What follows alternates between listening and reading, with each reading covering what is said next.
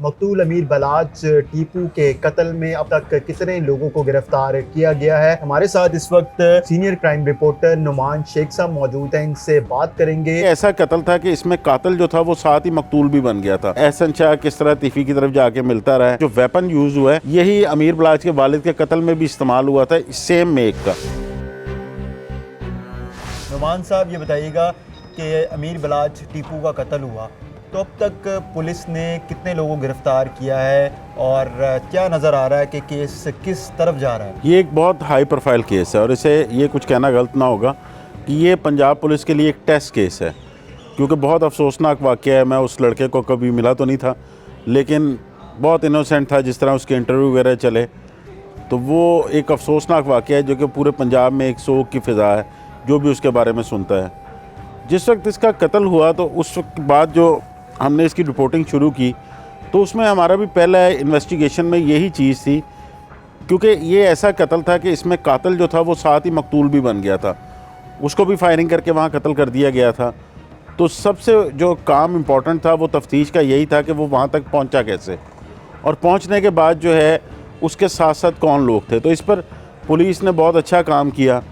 एक बंदा जो है जो कि मौके से पकड़ा गया, जिसका बताया जा रहा है कि मौके पे मौजूद था, लेकिन उसको पुलिस ने बाद में ट्रेस करके पकड़ा। उसका नाम अभी तक जो है वो सही नाम सामने नहीं आया, फर्जी नाम कई मीडिया पे चलते रहे, क्योंकि पुलिस वालों का ये कहना है कि उनकी तफ्तीश इससे असरअंदाज हो सकती है।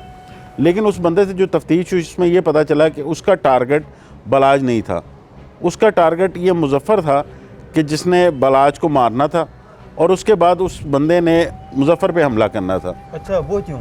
वो एक टारगेटेड था, एक प्लान का हिस्सा था कि जो बलाच के ऊपर हमला करेगा, उसको हमने मार देना, उसको ये कोई सबूत ना कोई रहे। जिस तरह इसको पकड़ा है, इसको कितने दिन पहले पकड़ा है, और अगर वहाँ पे बलाच के जो गनमैन थे वो इसको मार देते तो फिर पीछे जा रह जाता। वो अगर मार देते तो फिर इसके पीछे कुछ ना रह जाता। लेकिन इसकी तफ्तीश वहाँ से आगे बढ़ी है। जो मुझे कई पुलिस सोर्सेज ने बताया कि ये उस वाक़े के 3 रोज़ बाद जो है इसको पकड़ा गया। इसको CIA की टीम ने ही पकड़ा, ये मौके पे मौजूद था और ये वहाँ से फ़रार हो गया था। इसके बाद इसकी तफ्तीश केस की आगे बढ़ती है। उस तफ्तीश में फिर बहुत से जो है वो जिन बंदों के साथ ये राब्ते में था पुलिस उन तक भी पहुँचती है। वहाँ से ये क्लू मिलते मिलते एहसन शाह, जिसका मीडिया पे चल रहा है बहुत ज़्यादा, उसका रोल भी सामने आता है कि एहसन शाह किस तरह तीफ़ी की तरफ जाके मिलता रहा है। उसके बाद उसको मिलवाने वाला मलिक सुहेल था, तो उसके बाद मलिक सुहेल को भी हिरासत में लिया जाता है। उनसे अभी तफ्तीश जारी है और 2 रोज़ पहले इसकी तफ्तीश चेंज होकर CIA के पास बाकायदा तौर पर आ गई। तो अब आफ्ताब फुल्लरवान बहुत सीजनड ऑफिसर हैं, बहुत ईमानदार, उनके बारे में कभी कोई करप्शन की ऐसी शिकायत भी नहीं आई। मुस्तनसर बाजवा जो उनके साथ लगे में SP सदर, वो बहुत अच्छे ऑफिसर हैं। उसके अलावा CIA की पूरी टीम है। मोहम्मद अली भट्ट है, बहुत से केस उन्होंने सॉल्व किए हैं उसने, बहुत इंपॉर्टेंट केस।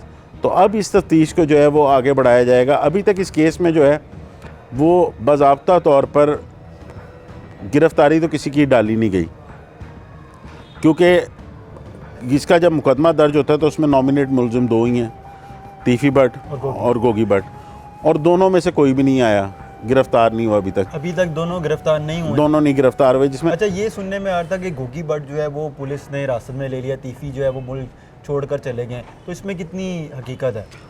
देखिए, जो पुलिस के पास ट्रैवल हिस्ट्री है ये तीफ़ी भट्ट की, उसके मुताबिक तकरीबन 7:15 पर उस वाक़े की अगली सुबह जो है वो इस्लामाबाद एयरपोर्ट से दुबई रवाना हो चुके थे। उसके बाद गोगी भट्ट की ट्रैवल हिस्ट्री ढूंढते रहे, गोगी भट्ट की कोई ट्रैवल हिस्ट्री नहीं आई। इसका मतलब गोगी भट्ट इधर ही है। लेकिन पुलिस के जो ज़राए हैं, पुलिस के सोर्सेज हैं, उनका ये कहना है कि उसकी गिरफ्तारी के लिए छापे मारे जा रहे हैं। उसके कई करीबी दोस्त हैं, उनको भी हिरासत में लिया गया, उनसे पूछगिछ भी चल रही है, क्योंकि ये एक लंबा चलने वाला केस है। अभी तक जो है तीफ़ी और गोगी, जिनको मुकदमे में नामजद कराया गया, और पहले भी हमने देखा इनके वालिद साहब जब हमला हुआ, कत्ल हुए, उसमें भी इनका नाम था, तो ये लोग कब तक पकड़े जाएंगे, इनका किरदार? और अभी जो लोग गिरफ़्तार हैं जिसमें एहसन शाह, मलिक सुहेल है, जिसने आपने बताया, एक और जो मौके पर मौजूद था जब हमला हुआ हमलावर के साथ, तो इनमें से किसका किरदार सबसे ज़्यादा देखने में नज़र आ रहा है?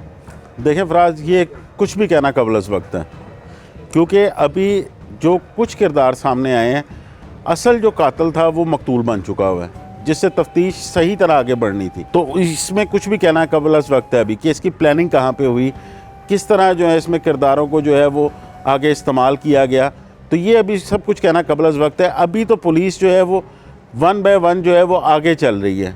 अब ये केस की तफ्तीश गोगी तक जाएगी, तीफ़ी तक जाएगी, ये उनको किस तरह पुलिस जो है वो अभी 109 में है तो उनको किस तरह डिक्लेयर करती है कि असल मुल्ज़म यही है।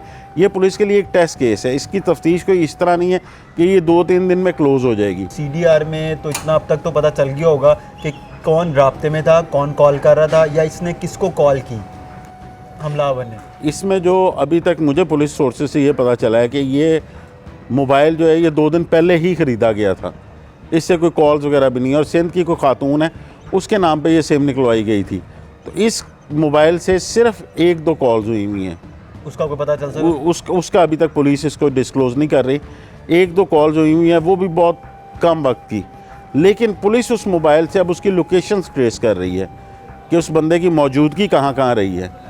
वहाँ से अब पुलिस की जो तफ्तीश है वो आगे बढ़ रही है। अब एहसन शाह जो उनका करीबी दोस्त था मकतूल अमीर बलाश टीपू का, और कई घंटे उसने सारा दिन साथ गुजारने होते थे, कई सालों से ताल्लुक़ था उसको, उसके वाले से बड़े इंकशाफात सामने आ रहे हैं पुलिस की जानिब से, इसमें कितनी हकीकत है?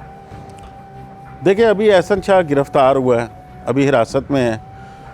वो जितना क्लोज़ था बलाच के, जिस तरह हर सोशल मीडिया पे हर जगह वो नज़र आता था, इंफॉर्मेशन देने की हद तक पुलिस के सोर्सेज से हमें जो है वो पता चला है कि ये इसका रोल था। अच्छा, कि ये इसने इन्फॉर्मेशन ज़रूर दी है कि बलाज ने इस वक्त इधर जाना है या इधर जाना है या इधर आना है, और ये वो सुहेल जो जिनका नाम आ रहा है उनके थ्रू जो है वो जाके मिला था, मलिक सुहेल के। लेकिन इसमें कितनी हकीकत है और इसका कितना रोल था और इसने कितने पैसे लिए हैं, ये उस वक्त ही पता चलेगा कि जिस वक्त इसकी बाकायदा गिरफ्तारी डल जाएगी। तो अभी ये नहीं पता चल सका कि इसका मकसद क्या था। इसने जो इन्फॉर्मेशन तीफ़ी बर्ड या गोगी बर्ड को दी, मिडल मैन जो मलिक सुहेल था उसके साथ मिलकर वो लेके जाता था, तो क्या मकसद था इसका? इसकी तो बड़ी दोस्ती थी। ये देखें, ये सारी बातें जो है ये उस वक्त क्लियर होंगी जब पुलिस इसकी तफ्तीश को बाकायदा कागज़ का हिस्सा बनाएगी। अभी तक तो सुनी सुनाई बातें हैं, क्योंकि ये तफ्तीश इन्वेस्टिगेशन पुलिस भी कर रही है, ऑपरेशन की टीम भी है इसमें कुछ एजेंसीज भी इन्वॉल्व हैं, और IG पंजाब डायरेक्ट मॉनिटर कर रहे हैं, स्पेशल ब्रांच के लोग भी कर रहे हैं, CIA भी कर रही है। तो मुख्तलिफ सोर्सेज से मुख्तलिफ चीज़ें तो सामने आ रही हैं, लेकिन हतमी तौर पे कोई चीज़ नहीं है अभी तक। जिस तरह वो चल रहा था कि 5 करोड़ रुपए में डील हुई और इसने 50 लाख रुपए लिए हैं और 20 लाख रुपए पुलिस ने इससे बरामद भी कर लिए हैं, लेकिन अभी तक जो मेरे तक चीज़ें पहुँची है उसमें ऐसी कोई वाज़ेह चीज़ सामने नहीं आ रही। ये सारी सुनी सुनाई बातें हैं, मफरूज़े हैं मुख्तलिफ कि ये इस तरह की तफ्तीश चल रही है, लेकिन इस केस की तफ्तीश जो है इतना ज़रूर पुलिस अभी छुपा रही है, आगे बढ़ चुकी हुई है पुलिस के। लगता है कि वाइंड अप हो जाएगा केस, क्योंकि इतना हाई प्रोफाइल केस है, और फिर गोगी और तीफ़ी को कब गिरफ्तार कर लिया जाएगा, मेन किरदारों को? देखिए फराद, अगर तो वो मुल्क से फ़रार हो चुके हैं तो वो एक लंबा प्रोसीजर है, उसमें टाइम लगेगा। पहले तो पुलिस को साबित करना पड़ेगा कि वो 109 में असल मुजरिम है, उसके बाद पुलिस जो है उनके चालान बनाएगी, चालान बनाने के बाद उनकी इश्तिहारी करेगी, इश्तिहारी करवा के फिर इंटरपोल से रब्ता किया जाएगा, फिर उनको पाकिस्तान लाया जाएगा अगर वो बाहर फरार है तो जिन लोगों को गिरफ़्तार किया है उन्हीं की मदद से, उन्हीं की जो शहादत हैं उससे इनको मरकज़ी मुल्ज़िम डिक्लेयर किया जा सकता है, इन तक पहुंचा जा सकता है, तो तीफ़ी और गोगी तक। देखें, ये केस इतना आसान नहीं है, ये सिर्फ अभी शहादतें हैं, और 109 में सज़ा दिलवाना पाकिस्तान में बहुत मुश्किल काम है। ये जिस तरह मौके से जो बंदा पकड़ा गया उसकी एक गवाही आएगी, उसके बाद आगे आगे जो करैक्टर खुलते गए उनकी गवाही आएगी। अब इस केस को आगे साबित करना बहुत मुश्किल है, ये साबित होगा, लेकिन इसमें पूरी एविडेंसेस जो है पुलिस को कलेक्ट करनी पड़ेंगी। इसमें फॉरेंसिक रिपोर्ट्स भी शामिल होंगी, उनकी पॉलीग्राफिक टेस्ट भी आएंगे, पुलिस की तफ्तीश भी आएगी कि पुलिस ने आया कहीं उनको मार मार के तो नहीं मनवा लिया। तो इसमें बहुत सारी चीज़ें जो कि कागज़ों का हिस्सा बनेंगी, एक बाकायदा ज़िम्नियाँ लिखी जाएंगी, उसके बाद जाकर किसी नतीजे पर पहुंचा जाएगा। तो अभी जिन लोगों को हिरासत में लिया है, मलिक सुहेल और एहसन शाह और एक और भी जो आपने जिस तरह किरदार का जो मौका पर मौजूद था, तो इनके पॉलीग्राफिक टेस्ट करवाने का फ़ैसला किया पुलिस ने? बिल्कुल, पुलिस ने किया है, इनके पॉलीग्राफिक टेस्ट होने हैं। उसके बाद इनकी जो इनके पास से चीज़ें मिली, इनके मोबाइल और जो साथ इनका वेपन मिला है मौके से, उसको फॉरेंसिक के लिए भेजना है, उसकी फॉरेंसिक चेक होना है, क्योंकि इसमें ये बात ज़रूर सामने आई थी कि जो वेपन यूज़ हुआ है यही अमीर बलाच के वालिद के कत्ल में भी इस्तेमाल हुआ था, सेम मेक का। अच्छा, इतने साल पहले? सेम मेक का, जब सेम मेक का 9mm का पिस्टल था, सेम मेक का था और उसके ऊपर से नंबर सारे मिटे हुए थे। तो वो भी फॉरेंसिक से जाके पता चलेगा कि कहाँ से आया, कहाँ से बिका, कहाँ से चला। इसलिए इस केस को अभी आप ये नहीं कह सकते कि ये 3 से 4 दिन में क्लोज़ हो जाएगा या मुलज़िमों को फौरी गिरफ्तार कर लिया जाएगा। ये एक लेंथी प्रोसेस है और ये चलेगा, अभी टाइम लगेगा इसमें। लेकिन जिस तरह के पुलिस ऑफिसर्स हैं इस वक्त, अगर तो यही रहे तो ये किसी ना किसी नतीजे पर जल्द पहुंच जाएंगे।